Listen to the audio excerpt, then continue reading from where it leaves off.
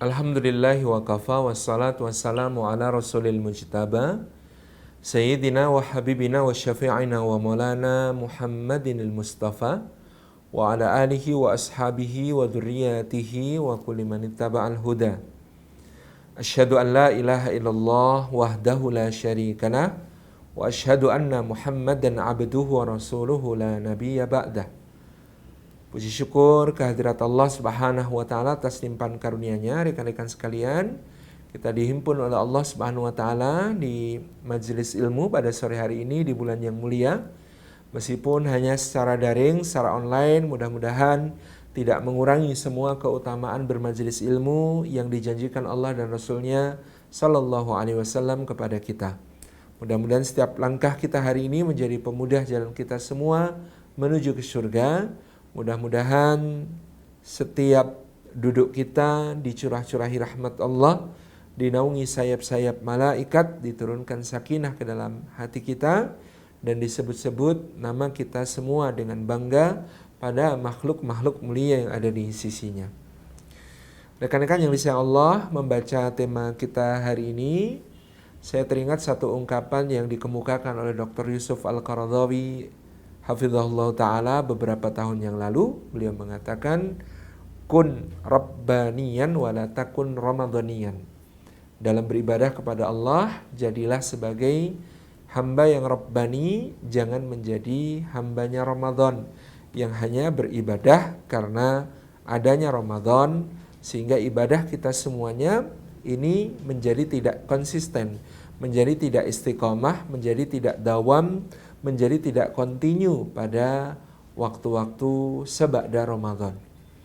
Nah, rekan-rekan yang disayang Allah, memang Ramadan ini saat yang sangat istimewa, bahwa Allah Subhanahu wa taala mengaruniakan berbagai fadilah di dalam bulan Ramadan, tentu menjadikan kita jauh lebih bersemangat di dalam beribadah. Rasulullah sallallahu alaihi wasallam menyatakan, tuftahu fihi abwabul jannah, dibuka di dalam bulan Ramadan itu pintu-pintu surga. Wa tughlaqu fihi abwabul jahim, dan ditutup pintu-pintu neraka. Wa tughallu fihi asyayatin, dan dibelenggu setan-setan di dalamnya. Maka seharusnya pemaknaannya bagi kita, yang pertama, ini saat yang terbaik untuk membiasakan diri kita terhadap aktivitas ibadah, aktivitas ruhaniyah yang padat, yang memang itulah hakikat kehidupan kita di dunia untuk beribadah kepada Allah. Tentu disertai dengan kontrol, bahwa ternyata selama Ramadan ini Allah telah menutup faktor-faktor eksternal yang biasanya sangat mempengaruhi kita di bulan-bulan yang lain, alias di bulan-bulan yang lain kita bisa memiliki kambing hitam. Kita bisa mengatakan, astagfirullah, saya melakukan maksiat, saya berdosa, ini pasti karena godaan setan. Tetapi di bulan ini sungguh pertama-tama yang harus kita lakukan adalah ma'rifatul dzat atau ma'rifatun nafs, mengenal diri kita sendiri. Kenapa? Karena dengan dibelenggunya setan-setan gitu ya, maka seharusnya menjadi kesempatan untuk kita mengenali diri kita sendiri. Jadi yang pertama kita lakukan adalah mengenali diri kita sendiri. Kenapa perlu mengenali? Karena kita tidak bisa mengendalikan apa yang tidak kita kenali.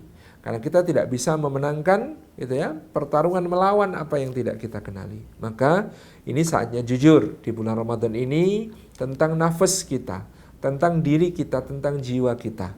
Loh, ternyata syaitannya sudah dibelenggu oleh Allah, tapi kok gitu ya semangatnya bermaksiat masih menggebu, keinginan-keinginan buruknya masih sangat kuat gitu ya, keinginan untuk melakukan berbagai macam dosa masih sangat bergejolak. Ini berarti itulah level kita gitu ya, level kita selama ini ternyata jiwa kita serapuh itu, jiwa kita masih sangat liar, jiwa kita belum tunduk kepada apa yang datang dari Allah dan Rasul-Nya sallallahu alaihi wasallam. Tetapi tidak apa-apa kalau kita menemukan jiwa kita semacam itu di bulan Ramadan ini. Setan sudah dibelenggu, tapi ternyata keinginan maksiat masih kuat, keinginan melakukan dosa masih bergelora, keinginan untuk melakukan hal-hal yang negatif, yang buruk masih tinggi. Ini adalah langkah awal, karena ini diagnosis. diagnosis terhadap jiwa kita sehingga kita betul-betul mengenalnya. Betul-betul kita melakukan ma'rifatun nafas terhadap diri kita, yaitu aku jujur, ternyata aku masih seperti ini. Aku jujur, ternyata aku masih parah. Aku jujur, ternyata bahkan tanpa digoda setan pun diriku sendiri ini justru lebih rusak gitu, dan subhanallah berada dalam keadaan hati yang sakit misalnya, dan juga misalnya justru na'udzubillah bahkan menjadi setan bagi orang lain, menjadi setan bagi teman-teman kita, menjadi setan bagi orang-orang di sekitar kita. Na'udzubillah min dzalik. Nah, kalau kita sudah mengenali gitu ya ma'rifatun nafas, di sini kita petakan kira-kira sekuat apa dorongan-dorongan hawa nafsu kita, yang kata Sayyiduna Yusuf alaihissalam, inna nafsa la'ammaratum bisu. Memang aku tidak wa ma ubari'u nafsi, aku tidak berlepas diri terhadap nafsuku sendiri, karena nafsuku itu inna nafsa la'ammaratum bisu, dia memerintahkan kepada hal-hal yang buruk-buruk. Memang itu kecenderungannya. Maka ini saatnya kita petakan bagian mana nafsu kita paling lemah, di sifat-sifat buruk apa nafsu kita masih kuat, di kira-kira penyakit hati macam apa yang masih menghuninya. Apakah dia masih sombong dan ujub? Apakah dia masih tamak dan serakah? Apakah dia masih dengki dan iri? Ini perlu kita petakan, mungkin paling tidak 3 hal ini, karena 3 hal ini adalah makanan yang paling lezat untuk syaitan. Jadi dulu pernah ada kisah, ada muridnya Al-Imam Al-Ghazali rahimahullah ta'ala menyampaikan kepada gurunya, wahai imam, konon berzikir itu mengusir syaitan. Kalau kita menyebut asma Allah maka syaitan akan lari. Tetapi kenapa? Aku sudah berusaha untuk berzikir, menyebut asma Allah. Rasa-rasanya syaitan datang terus membisikkan hal-hal buruk di dalam hatiku tanpa henti. Bahkan meskipun aku sudah berzikir. Katanya zikir itu mengusir syaitan, tapi kenapa syaitannya datang terus kepadaku? Kata Imam Al-Ghazali, nak, tidakkah engkau perhatikan orang yang mengusir anjing? Dia halau anjingnya dengan tangannya, dengan tongkatnya, syah, pergi, syah, itu ya. Dia menghalau anjing dengan tangannya dan dengan mulutnya, dengan kata-katanya. Tetapi orang ini di pangkuannya dia meletakkan sebuah piring besar, diisi dengan jeroan-jeroan dan diisi dengan tulang-tulang yang masih disaputi daging.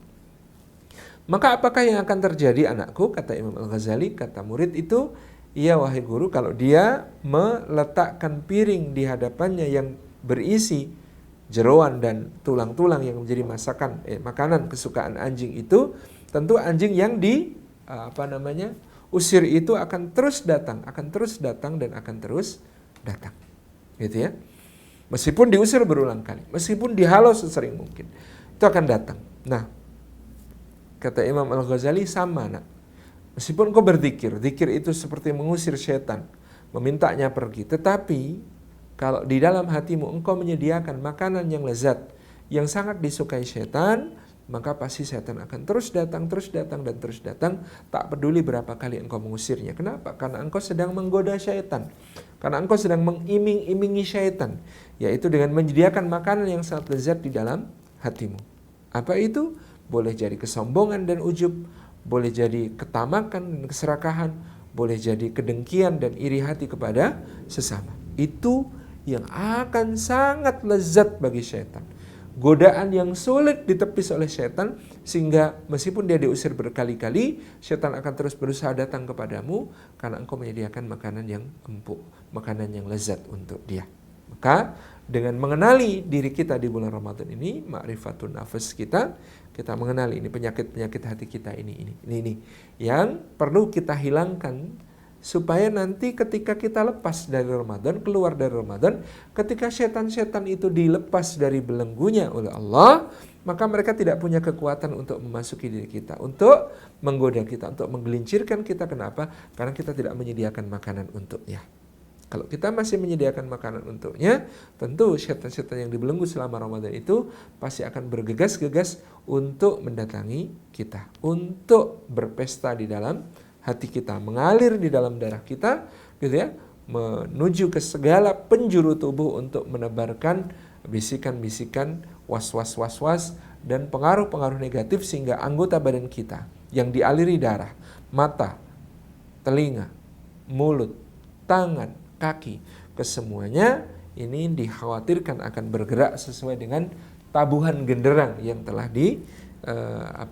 bunyikan oleh syaitan di dalam qalb kita, di dalam jantung hati kita, yang kemudian membuat semuanya naudzubillah dikuasai oleh syaitan. Ya teman-teman yang disayang Allah, jadi tugas kita pertama adalah ma'rifatun nafas. Kita melakukan pengenalan terhadap diri kita. Oh ternyata kita paling lemah di syahwat soal uang. Di Ramadan ini kita kemudian mengenali diri kita. Wah, godaan saya, misalnya saya jadi bendahara, ini kok godaan untuk memakai uang organisasi untuk kepentingan pribadi sangat tinggi. Berarti kita sudah mengenali diri kita. Ternyata syahwat yang paling menjatuhkan kita adalah syahwat terhadap harta. Ini satu pengenalan yang menarik.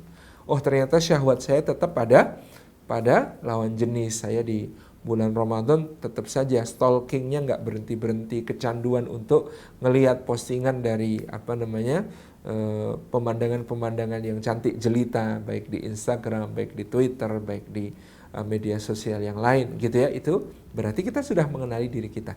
Di situ kelemahan kita. Itu yang perlu ditazkiyah dari diri kita dan diberi antisipasi kelak ketika keluar dari Ramadan.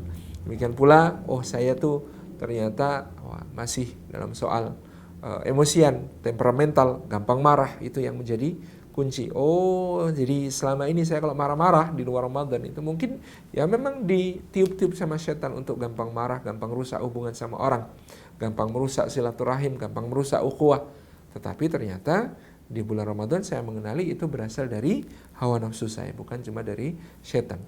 PR saya adalah menyelesaikan soal ini, temperamental, soal gampang marah gitu ya, dengan tentu mengingat hadis la taghdab walakal jannah, la taghdab walakal jannah, dan seterusnya. Jadi ini proses ma'rifah, kemudian ilajun nafas, menterapi diri sendiri tadi. Apa terapinya? Kita bisa mengenali terapi-terapi kita gitu ya. Misalnya, ternyata karena ini adalah syahwat kepada lawan jenis, barangkali memang saya di bulan Ramadan ini mengenali hawa nafsu saya sangat kuat ke sana. Oke, saya harus segera serius memplanning menuju ke pernikahan, gitu ya. Karena seseorang yang fokus itu biasanya akan kuat terjaga dari godaan-godaan. Maka saya akan fokus. Saya mempersiapkan pernikahan. Bagaimana sekarang mengupayakan bisa menghasilkan nafkah di saat pandemi. Saya bikin rintis bisnis-bisnis baru. Saya bikin usaha-usaha baru. Saya bergerak di bisnis bidang pangan yang paling mendasar. Atau saya bergerak di bidang bisnis kesehatan yang juga menjadi kebutuhan yang sangat-sangat concern orang hari ini tentang itu ya. Ini ada waktunya untuk mempersiapkan hal-hal yang perlu kita persiapkan menuju kepada terapi utama dari masalah kita. Oh, terapi saya pada saat ini, karena ini soal syahwat adalah menuju ke pernikahan. Apa yang harus saya siapkan? Rohani saya sudah siapkah? Gitu ya. Jasmani saya sudah siapkah? Ekonomi saya sudah siapkah? Gitu ya. Kemudian apakah wawasan keilmuan saya sudah siapkah? Fokus gitu ya. Mengilmui misalnya, belajar tentang bagaimana menjadi suami yang baik, menjadi istri yang baik, menjadi bapak yang baik, menjadi ibu yang baik, menjadi kepala keluarga yang baik gitu ya, menjadi ketua RT. Itu peran-peran sosial yang nanti akan kita juga dapatkan. Nah, belajar, karena fokus belajar mempersiapkan, insya Allah akan mengalihkan kita dari godaan-godaan gitu ya. Ini contoh terapinya menuju ke sana. Oh, soal ekonomi saya ini kelemahannya itu godaan soal harta, ini repot nih gitu ya. Ini kalau masih di dalam masa perang antara hak dan batil ini, kira-kira gitu ya, kita membayangkan ini kita bisa dibeli sama pihak lawan itu ya. Kita bisa dibeli sama pihak lawan untuk jadi mata-mata untuk umat Islam. Wah, kita masih bisa memproyeksikan kira-kira ini saya bisa kebeli nih gara-gara kondisi seperti ini. Maka apa yang harus saya terapi sekarang? Oh, saya harus segera mulai mandiri. Saya harus segera kemudian menyelesaikan soal-soal yang amburadul soal pengeluaran saya misalnya gitu ya. Saya harus bisa membedakan antara needs dengan wants gitu ya, antara kebutuhan dengan keinginan.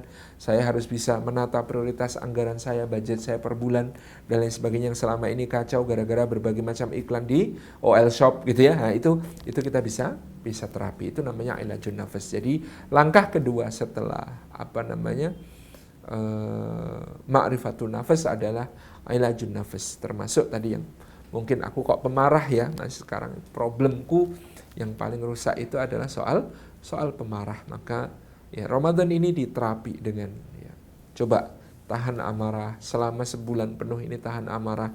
Insya Allah kita lulus dari madrasah Ramadan jadi orang penyabar gitu ya. Atau saya ini problemnya masih susah bergunjing. Nah saya itu kalau sama gosip sama aib orang itu seneng gitu ya. Saya kalau dengar ada orang jatuh ke dalam satu aib gitu ya, itu kok seneng gitu ya. Nah maka ini PR ya, kita menyelesaikan dengan cara bagaimana caranya supaya kita terterapi, supaya tidak tertarik kepada aibnya orang, tetapi lebih tertarik kepada aib-aib kita sendiri. Supaya kita tidak sibuk-sibuk dengan aib orang, tetapi kita sibuk-sibuk dengan aib kita sendiri. Stop semua tayangan gosip, stop semua atau bahkan blokir semua akun yang bicara tentang berbagai macam gosip, lambe-lambean, macam-macam gitu ya. Itu yang harus kita lakukan misalnya. Kemudian analisa teman-teman kita, mana yang biasanya ngajak gosip gitu ya, kurangi interaksi dengan teman yang suka mengajak kita bergunjing bergibah, perbanyak interaksi dengan teman-teman yang suka berbicara kebaikan, bertindak dalam kebaikan dan seterusnya. Jadi setelah ma'rifatun nafas, di situ ada ilajun nafas. Ini yang akan menjadikan Ramadan kita sangat efektif untuk kemudian memperbaiki diri kita. Karena kita sudah mengenal hawa nafsu kita, di mana kelemahan-kelemahannya, kemudian kita menterapinya dengan apa yang kemudian memungkinkan untuk kita lakukan selama Ramadan ini. Selain itu, tentu fokus kita adalah di bulan Ramadan ini meraih ampunannya Allah Subhanahu wa ta'ala. Para Nabi dan Rasul alaihi wassalatu wassalam, para salafus salih itu sangat kemudian berfokus ya pada soal mohon ampun kepada dosa-dosa, mohon ampun atas dosa-dosa kepada Allah Subhanahu wa ta'ala. Karena diampuni dosa-dosa itu ketika menjadi fokus, maka akibat lainnya adalah kita menjadi tidak lagi terlalu terlalu memikir-mikirkan amal soleh yang sudah kita lakukan. Alias kita banyak melupakan amal soleh yang kita lakukan. Apa yang terjadi? Kalau amal soleh yang kita lakukan itu banyak kita lupakan, banyak kita nggak pedulikan, gitu ya. Meskipun itu terus berjalan, itu akan kemudian meningkatkan keikhlasan kita. Nah, amal soleh ini insya Allah jadi kejutan-kejutan kita di akhirat kelak. Sehingga kemudian kita akan mendapatkan reward pahala dari Allah yang semaksimal mungkin. Caranya bagaimana? Fokus sama minta ampun dalam dosa. Makanya Ibrahim alaihissalam misalnya dalam surat Al-Qasas ayat ke-82 misalnya beliau mengatakan waladhi atma'u ayaghfira li khati'ati yaumiddin, gitu ya. Dan zat Allah itu yang sangat aku harapkan untuk mengampuni semua kesalahan-kesalahanku di hari pembalasan. Jadi sampai Khalilur Rahman Ibrahim alaihissalam itu tidak mengatakan dan zat yang sangat aku harapkan untuk memberi ganjaran dan pahala atas amal-amal soleh yang aku lakukan. Enggak, fokusnya itu pada minta ampun atas dosa. Bukan berarti enggak beramal soleh. Amal soleh jalan terus, tapi fokusnya minta ampun atas dosa. Karena amal soleh yang jalan terus itu, gitu ya, itu yang kemudian akan menjadi kejutan-kejutan kita kelak di akhirat kalau kita nggak banyak pikir-pikirkan, kalau kita nggak banyak hitung-hitung untuk dapat pahala seberapa, gitu ya. Itu diantara salah satu kiat dari salafus salih, baik dari para nabi dan para rasul, juga para sahabat, para tabi'in, para a'immah, para siddiqin, para syuhada, para aulia, para salihin itu ya. Ini yang seperti diungkapkan oleh Ibnu Qayyim al-Jauziyah bahwa mereka ini fokus minta ampun pada dosa-dosa, gitu ya. Sementara mereka tetap melakukan amal soleh. Mereka tidak pernah kemudian memikir-mikirkan soal nanti kalau saya beramal soleh ini dapatnya apa, kalau beramal soleh ini dapatnya apa, kalau beramal soleh ini dapatnya apa, kalau ibadah ini dapatnya apa. Itu tidak terlalu mereka pikirkan dan pedulikan, itu ya. Bukan karena nggak yakin bakal dapat, yakin itu sudah urusannya Allah Subhanahu Wa Taala. Tetapi mereka fokus pada soal, ya Allah aku punya dosa, ya Allah aku banyak salah, ya Allah aku banyak aib, ya Allah aku banyak cacat, banyak celah, banyak kekurangan, sehingga dia fokus pada memohon ampunan Allah. Nah, makanya demikian pula dalam doa sapu jagat kita ya. Doa sapu jagat kita itu Rabbana atina fid dunya hasanah wa fil akhirati hasanah wa qina adzabannar. Itu yang ada dalam Al-Quran. Mungkin yang di dalam doa kita sehari-hari kita menambahkan wa adkhilnal jannata ma'al abrar, tentu tidak ada masalah. Tetapi coba redaksi aslinya di dalam Al-Quran itu yang diajarkan Allah itu kenapa wa qina adzabannar, jagalah kami dari api neraka. Kenapa di situ tidak ada dan masukkanlah kami ke dalam surga. Karena di akhirat itu ya cuma surga dan neraka kan. Kalau kita mengatakan dan jagalah kami dari api neraka, maka otomatis kita masuk surga tanpa mampir ke neraka. Cek catatan ini. Kasih tanda garis tebal catatan ini. Kalau kita berdoa kepada Allah, waqina adzabannar, jagalah kami dari api neraka, itu artinya apa? Masuk surga tanpa mampir ke neraka. Tetapi kalau kita cuma mengatakan wa adkhilnal jannah, ya Allah masukkan kami dalam surga, artinya apa? Masih ada kemungkinan, ya dikabulkan doa itu kita masuk surga sih, cuman na'udzubillah min dzalik harus mampir di neraka dulu sekian ribu tahun untuk menebus kesalahan-kesalahan, untuk membakar kita, untuk menyucikan kita dari dosa-dosa. Kan berat itu. Makanya kita diajari oleh Allah fokusnya pada waqina adzabannar. Jagalah kami dari api neraka. Karena otomatis kalau Anda dijaga dari api neraka berarti masuk surga tanpa mampir ke neraka. Tetapi kalau Anda mengatakan dan masukkanlah hamba ke dalam surga ya Allah, maka itu masih ada kemungkinan mampir dulu ke neraka. Na'udzubillah min dzalik. Jadi inilah kenapa para salafus saleh dulu itu fokus di diri mereka itu untuk meminta ampunan kepada Allah, memohon ampunan kepada Allah Subhanahu wa taala. Jadi ini bukan berarti teman-teman yang disayang Allah Subhanahu wa taala kita tidak beramal soleh. Amal solehnya jalan terus, tetapi kita mencoba untuk tidak mempedulikan gitu ya, akan diganjar seperti apa oleh Allah amal soleh itu, melainkan dengan fokus kepada mohon ampunan kepada Allah Subhanahu wa taala. Itulah kenapa motivasi beribadah Ramadan itu mayoritas diungkapkan dengan ghufira lahu ma taqaddama min dzambi. Man shama ramadhana imanan wa ihtisaban ghufira lahu ma taqaddama min dzambi. Barang siapa berpuasa Ramadan karena iman dan ihtisab gitu ya, karena memperhitungkan dan senantiasa berharap pahala kepada Allah Subhanahu wa taala, maka dia akan diampuni dosa-dosanya yang telah lalu. Pahalanya gimana? Pahala urusan yang pasti itu akan diberikan Allah. Allah tidak akan menyanyiakan amal soleh hambanya. Tapi kalau soal diampuni dosa, ini hajat utama kita. Gitu ya. Makanya ghufira lahu ma taqaddama min dzambi. Demikian pula ketika kemudian berbicara tentang qiyamul lail, membaca Al-Quran di dalam salat malam kita, maka Nabi SAW juga bersabda, man qama ramadhana imanan wa ihtisaban ghufira lahu ma taqaddama min dzambi. Siapa yang qiyam mendirikan malam-malam Ramadan dalam rangka dalam rangka iman dan ihtisab kepada Allah, maka Allah ampuni segala dosa yang telah lalu. Itu ya. Jadi ini poin ketiga kita hari ini. Fokus mohon ampun dosa. 1, mengenali diri. 2, menterapi diri. 3, fokus pada diampuninya dosa-dosa. Karena ini sangat penting. Saking pentingnya teman-teman yang disayang Allah Subhanahu wa taala, sampai-sampai Sayyidina Jibril alaihissalam itu gemes kepada orang yang Ramadan berlalu darinya sementara dia belum diampuni. Di satu hari beliau mengatakan kepada Nabi SAW, "Ya Muhammad, katakan amin." Rasulullah SAW menjawab, "Amin." Kemudian Jibril berkata lagi, "Ya Muhammad, katakan amin." Kata Rasulullah SAW, "Amin." "Ya Muhammad, katakan amin." Maka Rasulullah SAW berkata amin. Baru setelah 3 kali Rasulullah bertanya kepada Sayyidina Jibril alaihissalam, "Apa yang tadi aku aminkan wahai Jibril?"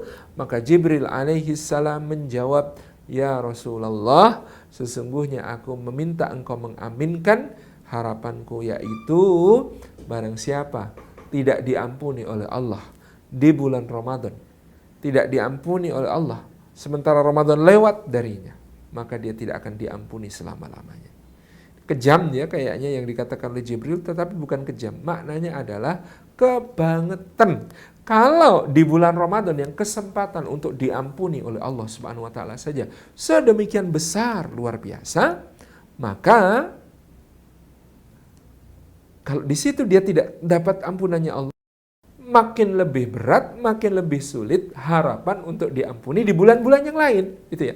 Logikanya begitu. Ini Ramadan, kesempatan untuk diampuni oleh Allah demikian besar. Allah membukakan pintu maghfirahnya lebar-lebar. Allah Subhanahu wa taala menerima taubat hamba-hambanya dengan dosa yang segunung gitu pun Allah akan terima, Allah akan bersihkan dia dari dosa-dosanya dengan puasanya, dengan qiyamul lailnya, dengan istighfarnya, dengan doa Allahumma innaka afuwun tuhibbul afwa fa'fu anni, gitu ya. Ini fokus ini. kok tidak diampuni gitu ya. Kok lewat Ramadan kok belum diampuni, dosa-dosanya kok masih gitu ya.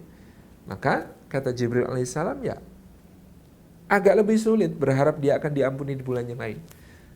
Dan lebih sulit memang gitu ya, karena kesempatannya tidak seperti di bulan Ramadan untuk diampuni sebesar-besarnya. Nah, ini juga yang menjadikan Rasulullah SAW mengajarkan kepada kita doa paling indah untuk menyongsong Lailatul Qadar, untuk mengisi 10 hari terakhir Ramadan, untuk kita perbanyak gitu. Diajarkan kepada Bunda Aisyah radhiyallahu anha adalah doa, Allahumma innaka afuwun tuhibbul afwa fa'fu anni. Ya Allah, sesungguhnya Engkau afuwun, zat yang maha pemaaf, maha pengampun. Tuhibbul afwa, Engkau mencintai untuk memberi ampun, mencintai untuk memaafkan gitu ya. Fa'fu anni, maka ampunilah aku. Ini menunjukkan Rasulullah juga mengajarkan kepada kita pada poin ketiga adalah fokus pada ampunan, fokus pada memohon kemaafan dari Allah Subhanahu wa taala di bulan Ramadan ini. Jadi jangan salah, saya tidak mengatakan kalau begitu nggak usah beramal. Beramal, amal-amal saleh tetap jalan sesuai program-program kita gitu ya, dengan seoptimal mungkin, semaksimal mungkin. Cuma kita mengalihkan fokus kita dari menghitung-hitung, mengharap-harapkan pahalanya kira-kira bakal dapat apa, bayang-bayangkan gitu ya. Berfokus kepada mudah-mudahan Allah ampuni semua dosa-dosa kita. Dan inilah latihan tawadhu ya. Inilah para nabi, para rasul gitu ya, bahkan rasul ulul azmi seperti Khalilur Rahman, kekasihnya Allah yang maha pengasih, Nabiullah Ibrahim alaihissalam pun mengajarkan kita ketawaduan yang sedemikian.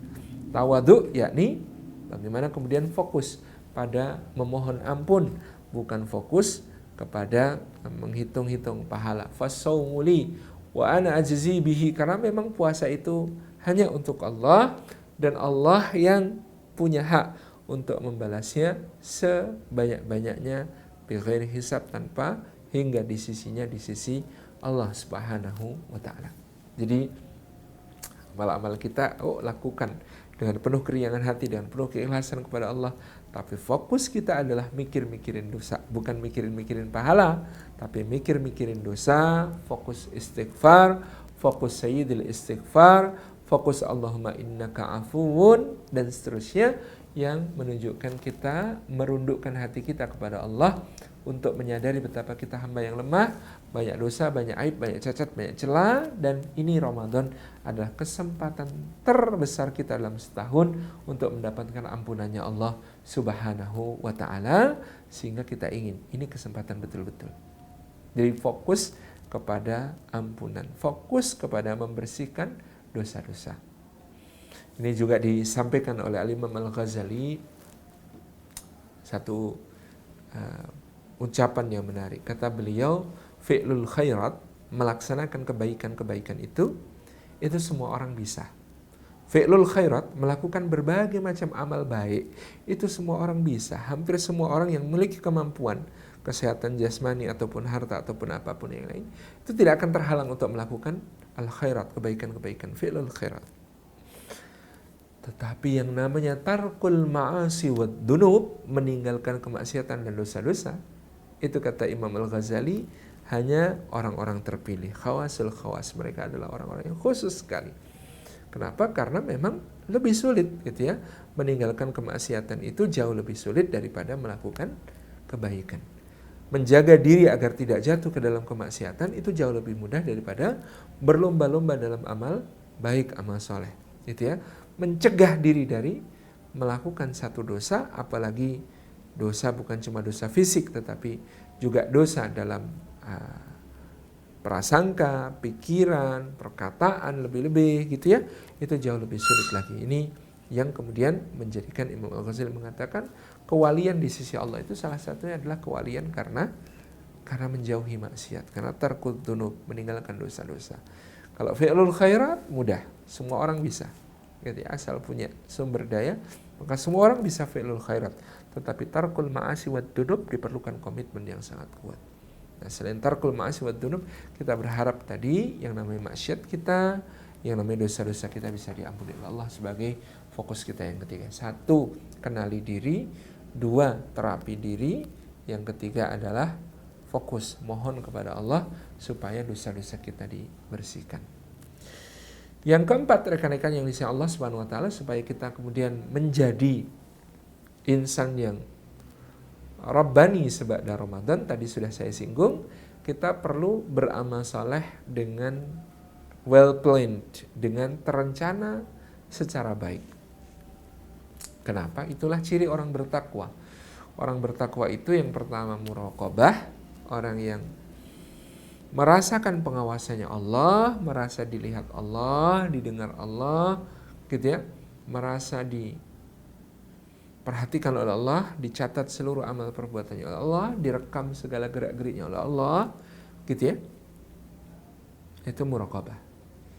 Tapi tidak berhenti di situ. Seorang mukmin itu yang bertakwa itu juga seorang yang bermuahadah. Dia ingat perjanjian kehambanya dengan Allah Subhanahu wa taala, sehingga dia mengisi hari-harinya dengan niat-niat baik, beramal yang baik, melakukan hal-hal yang baik, gitu ya. Dan itu by planning, dengan perencanaan, gitu ya. Saya bulan Ramadan ini akan beramal sebagai berikut. 1, sholat 5 waktu harus berjamaah setiap hari. 2, saya harus membaca Al-Quranul Karim paling tidak misalnya 5 halaman setiap seusai sholat, atau 5 lembar setiap seusai sholat. Saya selama sepekan dalam Ramadan mewajibkan diri paling tidak harus 5 kali untuk melaksanakan tarawih ataupun qiyamul lail ataupun tahajud, sholat malam saya 5 kali sepekan. Saya selama bulan Ramadan saya ingin bersedekah kepada 5 misalnya 10 orang, 50 santri, 50 anak yatim. Saya selama Ramadan ingin memberi takjil kepada minimal 50 orang. Saya selama bulan Ramadan ingin tersenyum setiap hari kepada minimal 50 orang. Saya itu semuanya well planned, beribadah kepada Allah dengan perencanaan supaya bisa kita lakukan, gitu ya, supaya bisa kita evaluasi. Karena ciri ketiga orang bertakwa adalah muhasabah, melakukan evaluasi agar dia semakin bisa untuk mengoreksi yang salah, memperbaiki diri, menjadi lebih baik daripada sebelumnya. Jadi ibadah-ibadah kita di bulan Ramadan ini selayaknya direncanakan dengan baik, dipenuhi target-targetnya tadi, bukan untuk kita fokus pada target-target itu, bukan untuk terus-menerus mengingat dan mengenang itu, tetapi justru ini adalah untuk menjadikan ibadah kita berjalan secara baik, gitu ya, menjadikan ibadah kita itu dawam. Ini yang menjadi kunci kata dawam. Kenapa? Karena Rasulullah SAW bersabda, ahabbul a'mali ilallahi adwamuhu wa in qalla. Amal yang paling dicintai, yang paling disukai oleh Allah Subhanahu wa taala adalah amal yang dawam. Amal yang continue, yang terus-menerus, yang tersambung-sambung, yang tidak putus, yang dijadikan rutin kebiasaan. Itu paling dicintai Allah, wa in qalla, meskipun sedikit. Jadi proses kita untuk merencanakan tadi ya, amal-amal, kemudian mengevaluasinya, kemudian melakukan muaqabah jika perlu, memberi sanksi kepada diri kita kalau kita melanggar komitmen tertentu di dalam rencana-rencana ketaatan kita kepada Allah, rencana-rencana ibadah kita kepada Allah, gitu ya. Muaqabah, dan terakhir adalah mujahadah. Terkait dengan mujahadah ini adalah tadi bagaimana kita mendawamkan amal-amal kita. Jadi ya mungkin di Ramadan pun kita tidak perlu berlebih-lebihan dalam arti memforsir diri kita melebihi batas kemampuan yang ini menjadi sulit dilestarikan sebada Ramadan. Memang ya untuk bulan Syawal kita beribadah itu kalau disuruh jangankan melebihi, menyamai bulan Ramadan saja kita nggak akan kuat, gitu ya. Kita punya les, gitu ya. Ngelesnya adalah karena pintu surga sudah ditutup, sudah tidak terbuka seperti bulan Ramadan itu ya, karena setan sudah lepas dari belenggu dan lain sebagainya. Nah, di saat seperti itu ya, guru saya dulu Allah yarham, Syekh Muhammad Zar'an itu mengajarkan satu kaidah penting. Ciri Ramadan kita berhasil itu bukan Syawalnya lebih bagus daripada Ramadan, karena itu hampir mustahil. Gak ada yang akan sanggup ibadah di bulan Syawal kok lebih bagus daripada bulan Ramadan, itu hampir mustahil, gak bisa. Maka kata beliau rahimahullah ta'ala, ciri Ramadan kita sukses itu kalau Syawal kita lebih bagus daripada Sya'ban. Jadi kalau Syawal lebih bagus daripada Ramadan itu hil yang mustahil, kata beliau mengutip Asmuni, hampir mustahil. Susah sekali, gak akan bisa orang ibadah di bulan Syawal kok lebih keren daripada ibadahnya di bulan Ramadan. Itu tangeh lamun, kata orang Jawa. Mustahil. Tetapi disebut Ramadannya berhasil itu kalau Syawal paling tidak lebih bagus daripada Sya'bannya. Jadi kita bisa melihat Sya'ban kemarin kita seperti apa. Ini Syawal harus meningkat tuh, Syawal yusyawil taswilatan, nambah, meningkat itu daripada bulan Sya'ban. Karena kalau meningkat atau tambah dibanding bulan Ramadan itu hampir semua orang tidak sanggup untuk mampu beribadah lebih banyak daripada di bulan Ramadan. Karena memang kondusifnya suasana Ramadan yang tidak akan terulang di bulan-bulan yang lain. Karena begitu mudahnya di bulan Ramadan orang itu untuk bisa menghatamkan Quran, begitu mudahnya mereka untuk bangun qiyamul lail, begitu mudahnya mereka untuk melaksanakan sholat fardu berjamaah, begitu mudahnya mereka untuk bersedekah, betapa ringannya mereka untuk mengeluarkan hartanya bagi saudara-saudaranya. Ini adalah sebuah situasi Ramadan yang kita tidak dapatkan di bulan-bulan yang lain. Tetapi dengan begitu maka kita punya harapan di Syawal mudah-mudahan kita lebih baik daripada di bulan Rajab. Itu kunci penting, bahwa sukses Ramadan kita kalau kita berada dalam keadaan di bulan Syawal itu lebih baik daripada keadaan bulan Sya'ban. Gitu ya, itu yang kita pahami. Jadi progres gitu ya. Apa tadi? Satu, ma'rifatun nafas, mengenal diri. Yang kedua, ilajun nafas, menterapi diri. Yang ketiga, fokus pada ampunan Allah Subhanahu wa taala, mohon dibersihkan betul dari dosa-dosa. Yang keempat adalah memplanning ibadah kita bukan hanya untuk di Ramadan tetapi untuk berlanjut seba'da Ramadan. Seperti apa qiyamul lail yang akan kita lakukan seba'da Ramadan? Berapa rakaat detailnya? Dimulai dari jam berapa? Berakhir jam berapa? Misalnya kita contoh. Seperti apa nanti puasa-puasa sunnah yang akan kita lakukan seba'da Ramadan? Seperti apa tilawah Quran kita seba'da Ramadan? Gitu ya, itu yang harus kita planning betul-betul. Nanti di luar Ramadan segera bisa kita eksekusi planning-planning tersebut sebagai pelestarian dari semangat Ramadan. Kalau semangat Ramadan ini tidak dilestarikan dengan baik, dia akan segera menghilang, dia akan segera padam. Itulah Nabi SAW, makanya selain berhikmah bahwa puasa 6 hari di bulan Syawal itu menjadi penggenap bagi puasa kita di bulan Ramadan, sehingga genap misalnya 36 atau 35 hari itu adalah yang jika dilipatkan 10 kali maka seakan-akan puasa setahun penuh gitu ya.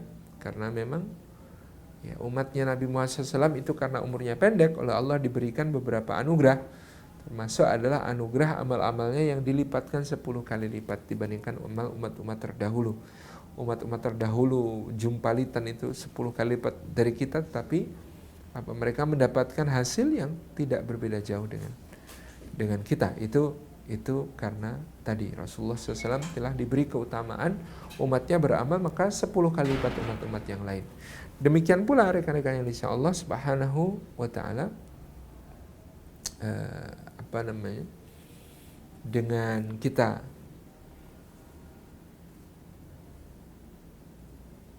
diberi oleh Allah Subhanahu wa ta'ala Lailatul Qadar.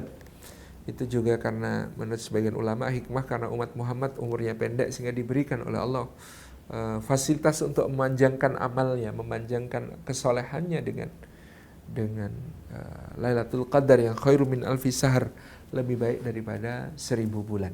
Teman-teman yang insya Allah. Ini poin-poin langkah-langkah yang bisa kita tempuh ya, untuk kemudian melestarikan semangat Ramadan ini tidak berhenti hanya di Ramadan kita, tapi insya Allah berlanjut terus. Jadi yang pertama, ma'rifatun nafas, kita kenal diri kita, oh ternyata memang masih brengsek gitu ya. Kemudian yang kedua, kita ilajun nafas, kita perbaiki diri kita pada poin-poin yang kita kira-kira bolong gitu ya. Soal amanahkah, soal syahwatkah, soal amarahkah, soal kebiasaan buruk misalnya bergunjing atau berdustakah, itu kita ilaj, kita terapi hal-hal tersebut agar nanti lulus Ramadan kita sudah menjadi pribadi yang jauh lebih baik gitu ya. Yang ketiga, fokus pada memohon ampunan Allah Subhanahu wa taala, membersihkan diri dari dosa-dosa. Karena bersih dari dosa itu solusi segala masalah. Al-Quran ini, kata Sayyidina Ali bin Abi Thalib, telah menunjukkan kalian kepada penyakit kalian, dan dia juga telah menunjukkan kepada kalian obatnya. Penyakit kalian itu adalah dosa, obatnya adalah istighfar kepada Allah Subhanahu wa taala. Nah, dengan istighfar itu ya, bahkan dikatakan doa-doa kita jadi lebih sampai kepada Allah. Dengan istighfar maka banyak masalah yang tidak selesai hanya dengan dipikir-pikirkan itu, ternyata bisa selesai dengan isi istighfar gitu ya. Kalau semua orang yang mengadu kepada Imam Hasan Al-Basri itu diberi solusi dengan istighfar, maka kita tahu istighfar kekuatannya luar biasa. Dari surah Nuh pun kita tahu kekuatannya istighfar luar biasa. Orang itu kalau sudah dibersihkan dari dosa, itu kayaknya Allah itu ngasih apa saja kepada dia gitu ya. Karena sudah bersih dari dosa, maka Allah itu berkenan untuk ngasih segala sesuatu kepada dia gitu. Jadi makanya rusil sama wa alaikum midrara, dikirimkan awan berhujan yang bergulung-gulung yang kemudian memberikan hujan yang deras subur gitu ya, menumbuhkan di bumi segala macam tumbuhan yang menjadikan orang-orang yang beristighfar itu memiliki kebun-kebun yang luas dan bahkan memiliki sungai-sungai yang mengalir. Subhanallah, tabaraka rahman. Ini adalah sebuah motivasi yang sangat kuat dari Nabi SAW untuk menjadi orang yang fokus kepada ampunan, dengan kita juga berdoa Allahumma innaka afuwun tuhibbul afwa fa'fu anni di paruh akhir Ramadan ini gitu ya. Kemudian yang keempat tadi kita sebutkan, agar kita melakukan planning terhadap amal-amal soleh kita di Ramadan ini maupun di sebada Ramadan. Ini mudah-mudahan akan menjadi panduan kita untuk menjadi orang-orang Rabbani. Siapa orang Rabbani? Kalau menurut surah Ali Imran ayat yang ke-79, orang-orang Rabbani adalah walakin kunu rabbaniyina bima kuntum tu'allimunal kitaba wa bima kuntum tadrusun. Tetapi jadilah kalian orang-orang Rabbani gitu ya, disebabkan kalian senantiasa mengajarkan Alkitab dan disebabkan kalian senantiasa mempelajarinya, mengkajinya. Jadi ciri utama Rabbani itu tidak henti untuk belajar dan mengajar, tidak henti untuk beriman dan berdakwah, tidak henti untuk melaksanakan amal soleh dan berbagi contoh tentang hal tersebut. Ini yang menjadi perkara penting yang kemudian kita bisa perhatikan sebagai kualifikasi orang Rabbani. Orang Rabbani itu kalau menurut Imam Ibnu Jarir At-Tabari tidak hanya belajar dari luar, tetapi belajar dari dalam dirinya. Dia disebut Rabbani karena dia menginsyafi dirinya sebagai ciptaan Allah, maka kemudian pada dirinya ada penciptaan Allah Subhanahu wa taala, tapi tidak boleh kemudian dijadikan sebagai pembenaran untuk berbagai hal yang terkait dengan kemaksiatan. Dia memiliki berbagai macam potensi di dalam dirinya yang dianugerahkan oleh Allah, tetapi ini juga harus diarahkan kepada hal-hal yang bersifat positif gitu ya. Itulah orang Rabbani, orang yang bima kuntum tu'allimunal kitaba wa bima kuntum tadrusun. Dia tidak berhenti untuk mengajar, senantiasa mengajar, dan dia senantiasa untuk belajar. Itu orang Rabbani. Lebih jelas disebut Rabbani itu produk dari Ramadan yang kita harapkan. Alumni Madrasah Ramadan sebagai orang-orang Rabbani adalah yang disebutkan oleh beberapa ulama. Kualifikasi Rabbani itu yang pertama alim. Tidak disebut Rabbani kalau tidak berilmu. Maka orang Rabbani itu orang berilmu yang tidak anti belajar. Dia tidak mendikotomi ilmu dunia, ilmu agama. Dia menggunakannya semuanya untuk ibadah kepada Allah. Dia baca semua alam semesta dengan Iqra bismi rabbikal ladzi khalaq. Maka dia menghasilkan kesimpulan untuk alam semesta yang telah dia baca dengan nama Allah itu sebagai gitu ya, Rabbana ma khalaqta hadza batila subhanaka faqina adzabannar. Wahai Rabb kami, tidaklah Engkau ciptakan semua ini dengan sia-sia gitu ya.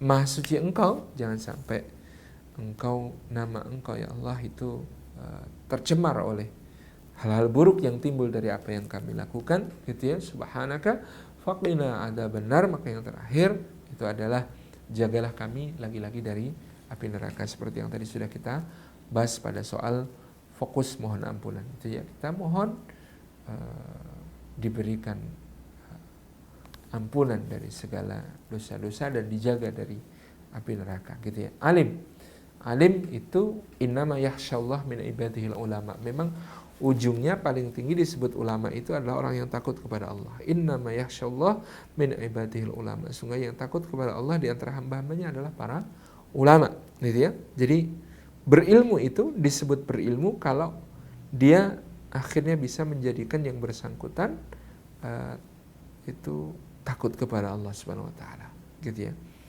Ini yang disebut sebagai alim. Jadi orang Rabbani itu harus alim. Alim itu bukan sekedar pandai dalam berbagai ilmu yang dia tekuni, tetapi dia juga berwawasan luas. Alim, ilmunya lebar, dalam, ilmunya luas, banyak, gitu ya. Itu yang terjadi pada dia. Yang kedua, seorang Rabbani itu disebut juga seorang yang faqih. Seorang yang faqih itu bukan cuma mengerti dan menghasani ilmu, tetapi dia mampu mengaplikasikan ilmu-ilmu yang dimilikinya untuk menjawab berbagai macam persoalan. Itu yang disebut sebagai faqih. Menjawab berbagai macam masalah, itu yang disebut sebagai faqih. Ini yang disebut sebagai faqih. Kualifikasi kedua dari orang yang disebut Rabbani. Sealim faqih.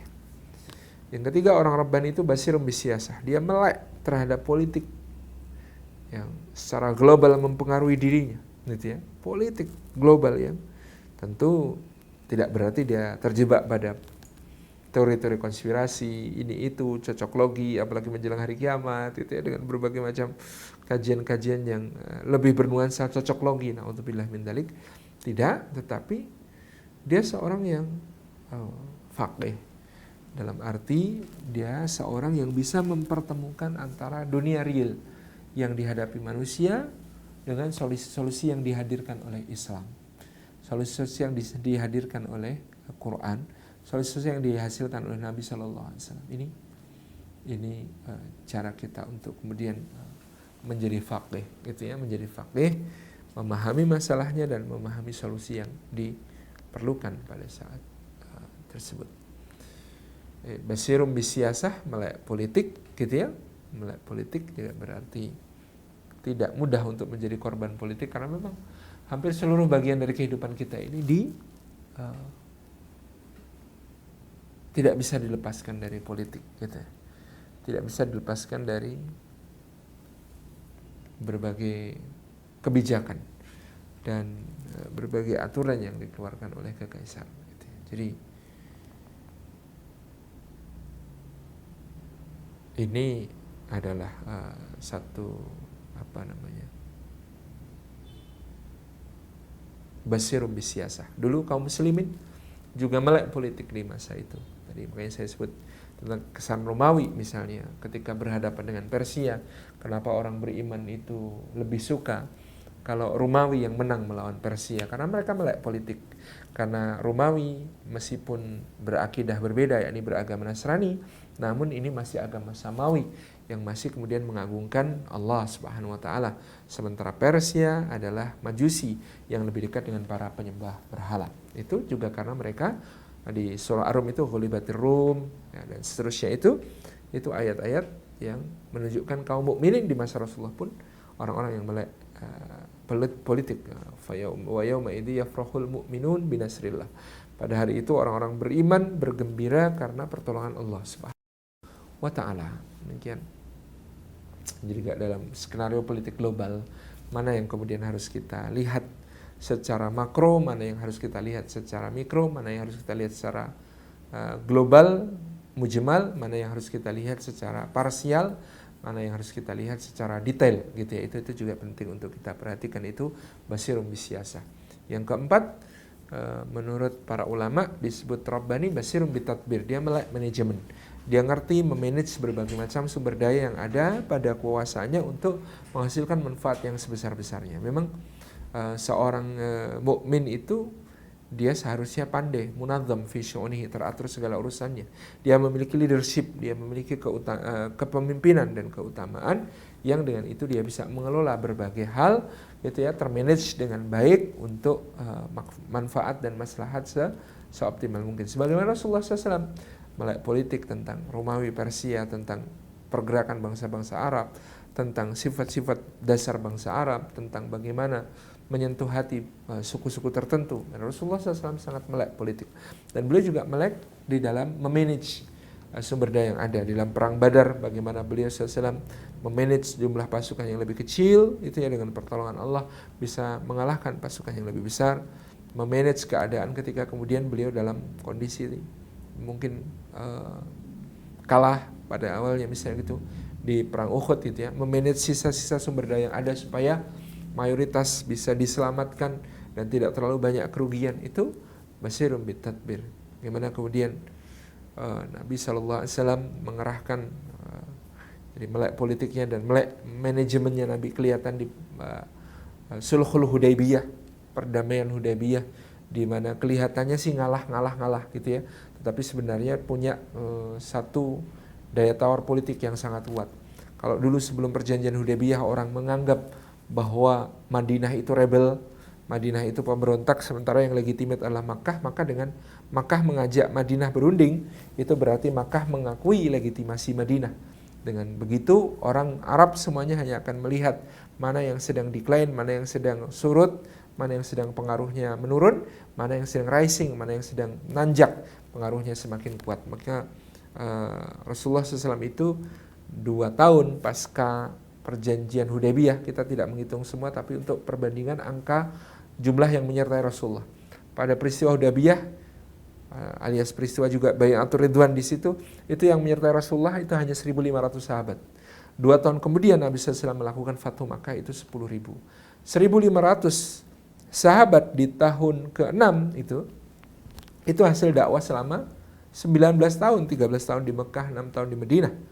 1.500 orang, tetapi 2 tahun hasil dari percepatan oleh perjanjian Hudaybiyah, di mana orang-orang Arab akhirnya kemudian menyadari Rasul ada kekuatan legal dan Rasulullah adalah pihak yang sedang rising, maka kemudian Rasulullah SAW mendapatkan tambahan begitu banyak orang-orang yang bersetia kepada Islam, sehingga dikatakan ketika Fathu Makkah itu ada 10.000 orang yang bergabung bersama beliau di dalam barisan beliau.